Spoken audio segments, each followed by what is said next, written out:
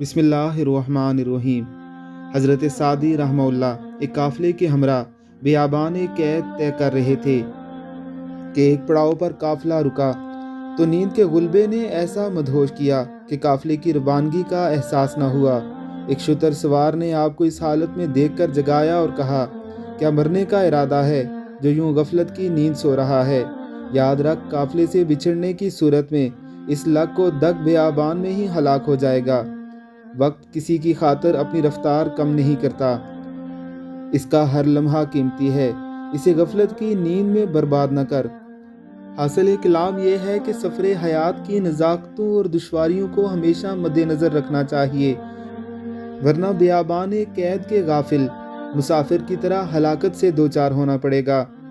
غفلت میں پڑے ہوئے لوگ اعمال حسنہ کی برکتوں سے خالی دامن کی وجہ سے خسارے میں رہتے ہیں اور عاقبت میں نہ ختم ہونے والا عذاب ان کا مقدر بن جاتا ہے۔